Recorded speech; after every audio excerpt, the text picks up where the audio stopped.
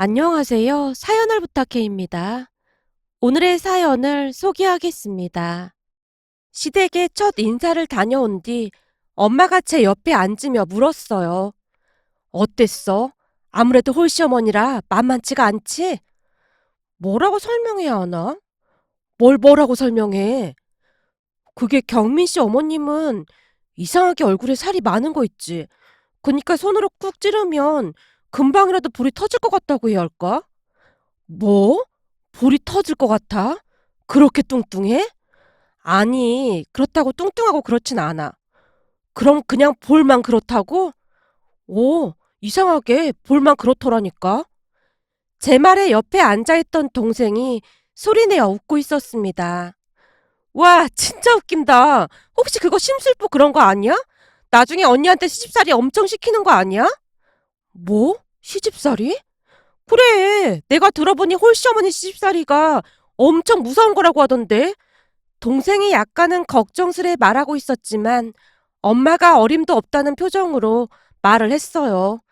뭐? 시집살이? 아서라, 네 언니가 어디 가서 시집살이 당하고 살 사람이냐? 택도 없다. 다른 사람도 아니고 네 언니 성격에 그렇게 호락호락 당하고 있지만은 않을걸? 하긴 아무 이유도 없이 언니 괴롭혔다간 뒷감당 못할 건데. 엄마와 동생이 계속해서 놀리고 있었습니다. 한마디로 제 걱정을 했다기보다 남자친구 어머니 걱정을 더 많이 했다고 해야 할까요? 그래서였을까요? 홀시어머니였음에도 부모님은 남자친구와의 결혼을 굳이 반대하거나 하지 않았습니다. 그렇게 우리는 결혼을 했습니다.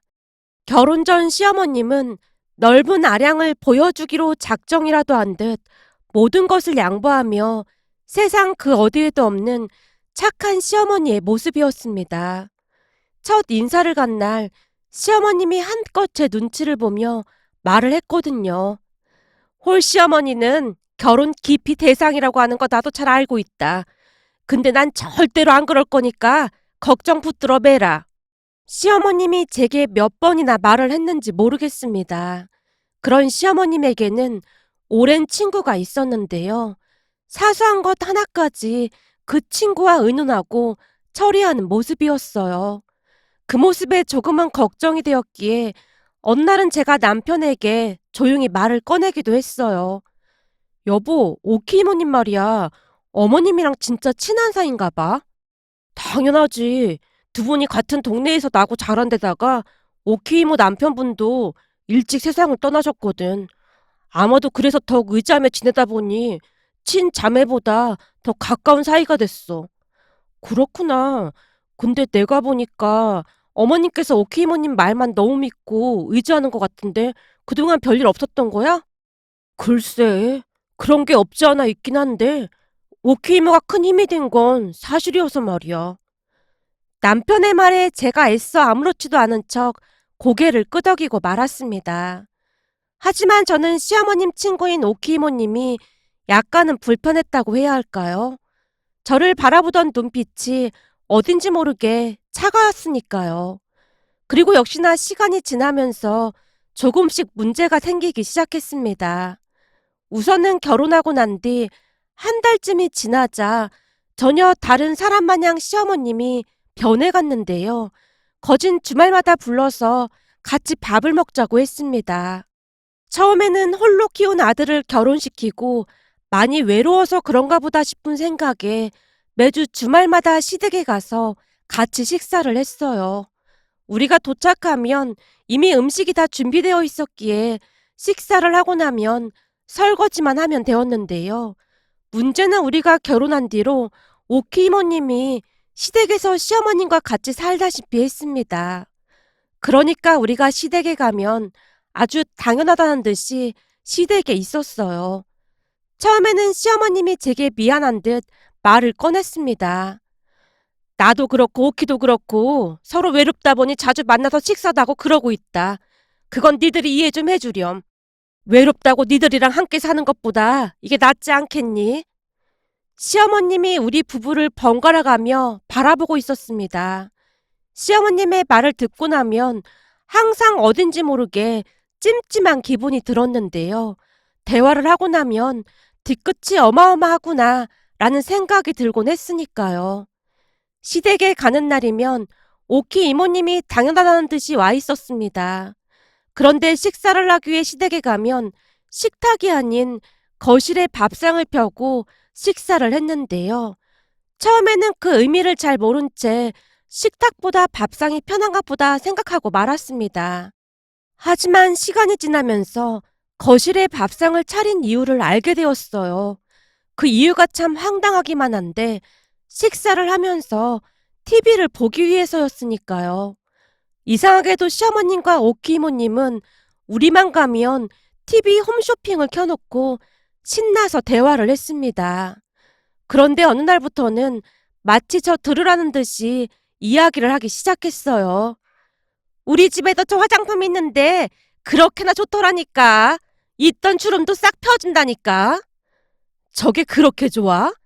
그럼 좋다마다 가만 보면 넌 나이도 있는데 관리를 너무 안 하는 것 같아. 난 말도 안 했는데 우리 며느리가 딱 대령했지 뭐냐.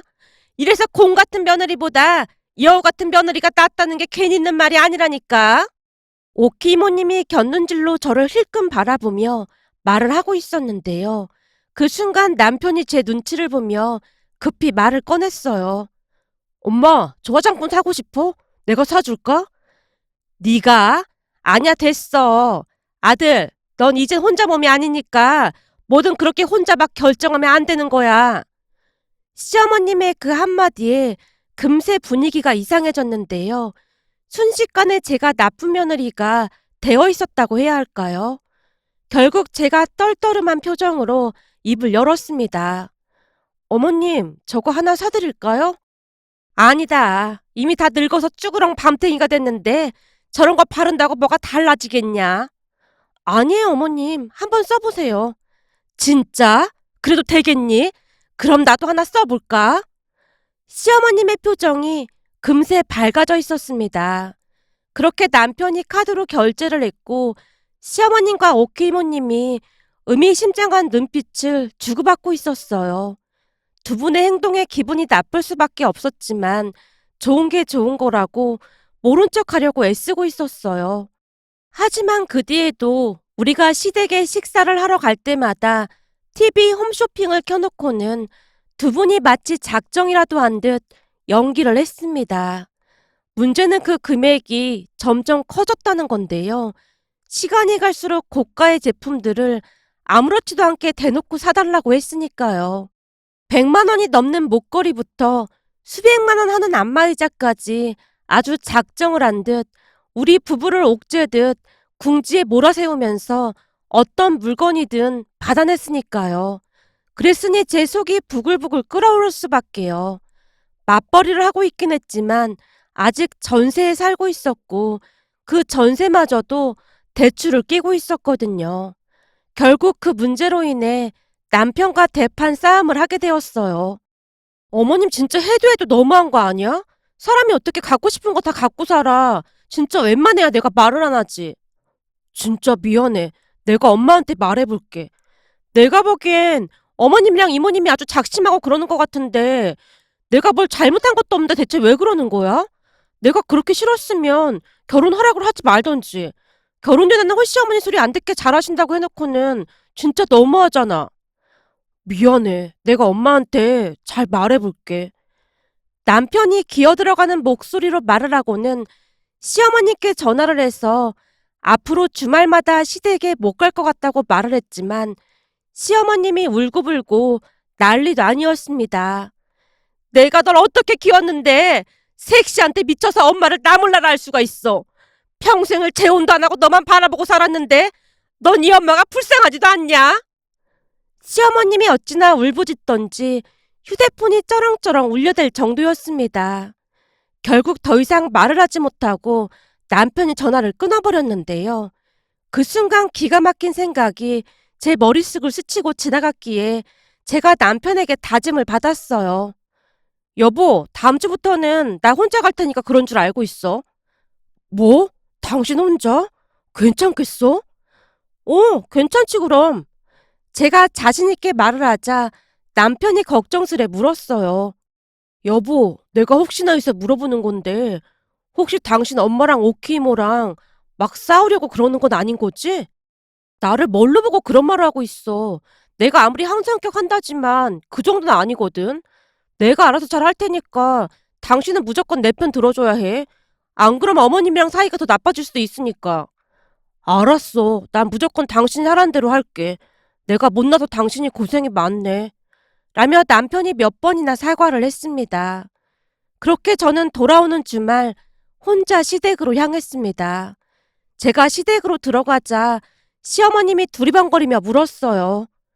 얘, 너 혼자 온 거니? 아, 그이는 출장 가서요. 출장? 주말에 웬 출장이라니? 무슨 문제가 있어서 당분간 많이 바쁘다고 하더라고요. 그래서 당분간은 저 혼자 올 것 같아요. 괜찮죠? 안 괜찮을 건 뭐가 있겠냐? 어머님, 오늘 반찬은 뭐예요?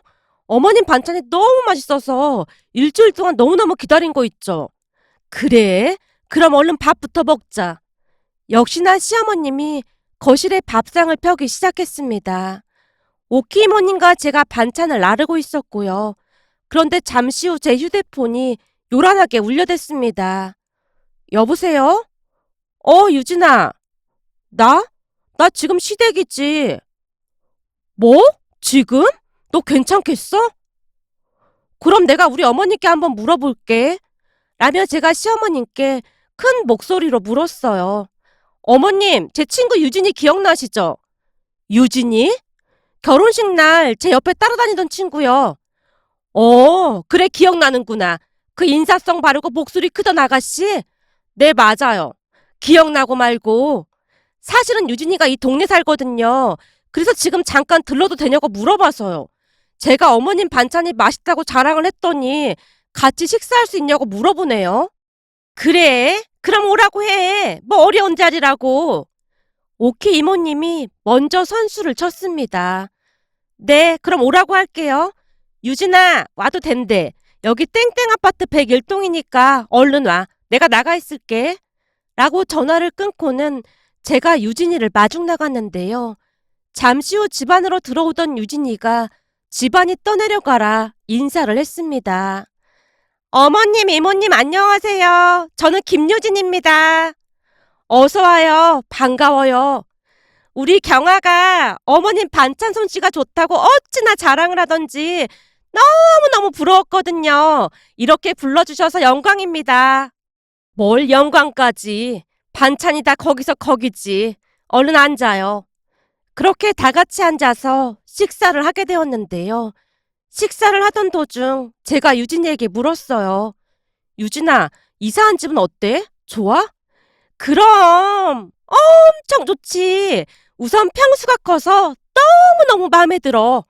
유진이가 신나서 말을 하고 있었는데요.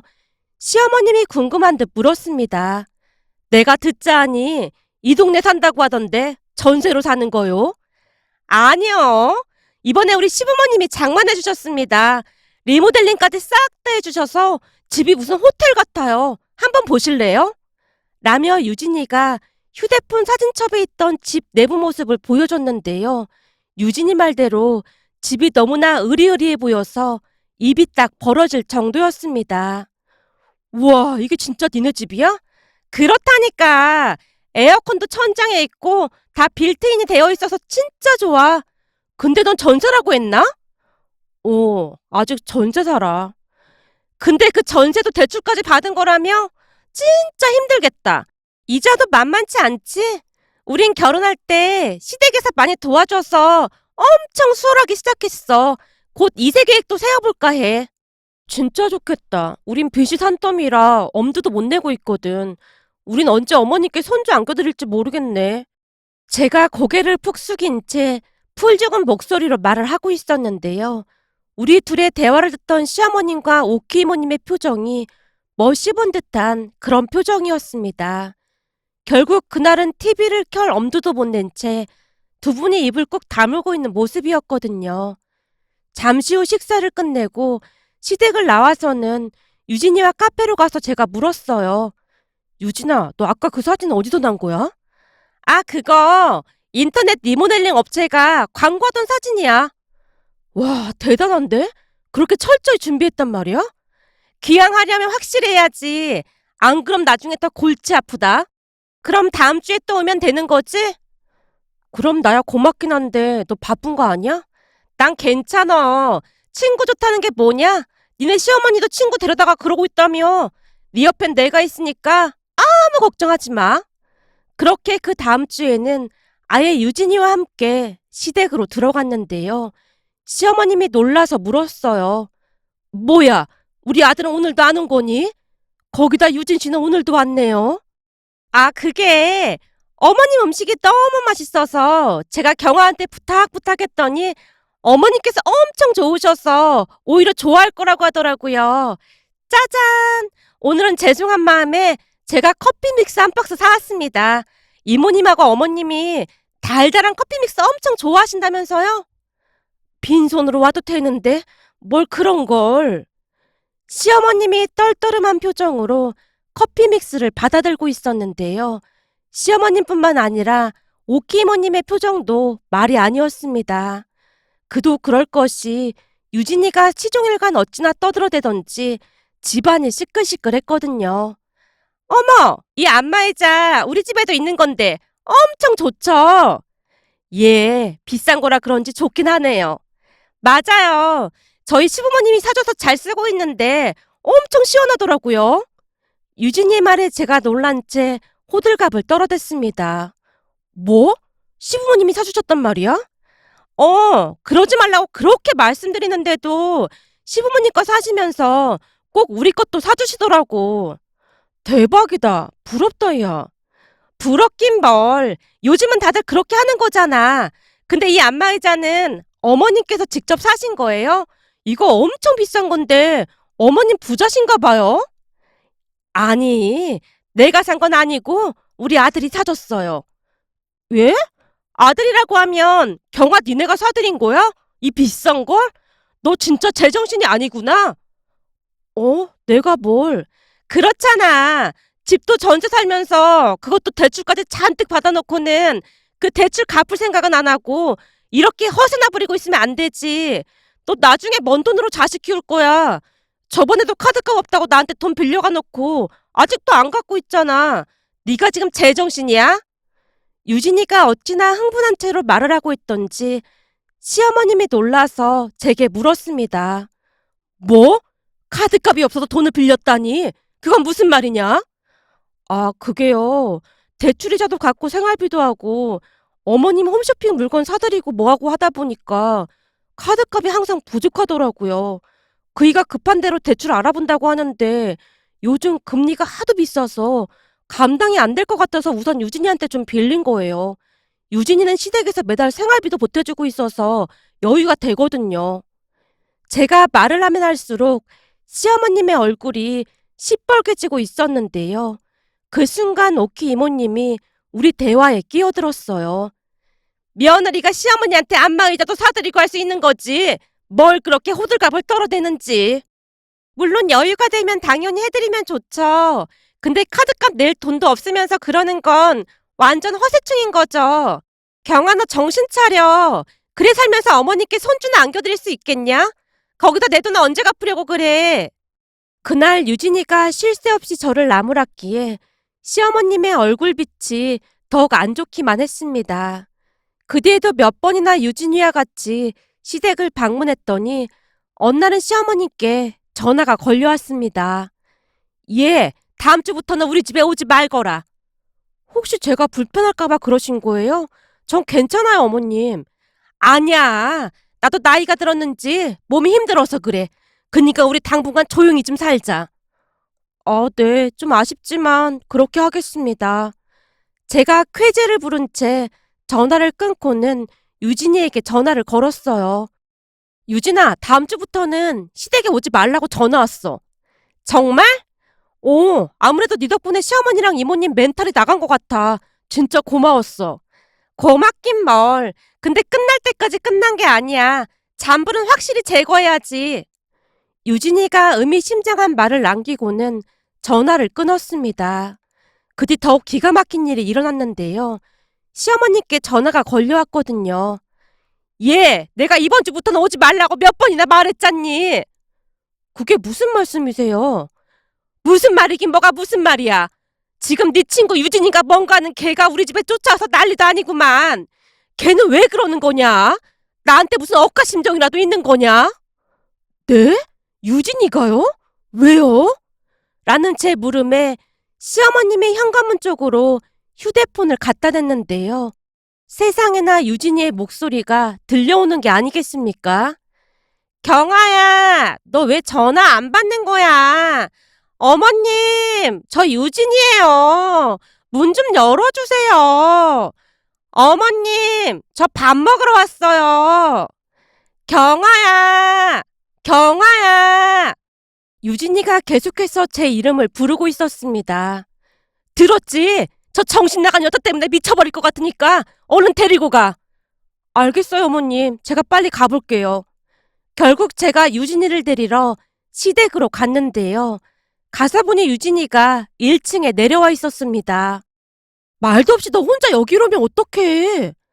어떡하긴 말 어떡해. 내가 끝날 때까지 끝난 게 아니라고 했잖아. 잔불은 확실히 꺼야 하는 거라니까.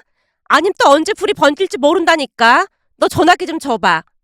유진이가 제 전화기를 빼앗다시피 해서는 시어머니께 전화를 걸었고 시어머님이 전화를 받았는데요. 어머님, 저예요, 유진이에요. 아이고, 심장이야. 어머님, 저 너무너무 서운하네요. 그동안 우리가 같이 지낸 정이 있는데 너무 하시는 거 아니에요? 제가 먹으면 얼마나 먹는다고. 진짜 너무하세요. 진짜 부탁인데 앞으로 다시는 연락하지 마요. 그리고 이 번호 차단할 거니까 우리 며느리한테 그렇게 전해요. 라며 시어머님이 제 전화번호를 차단해버렸습니다. 요즘은 남편을 통해서만 연락을 주고받고 있는데요.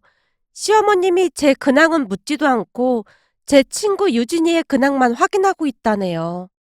유진이한테 학을 떼긴 뗀 모양으로 유진이 얘기만 나와도 경기를 하고 있다는데요.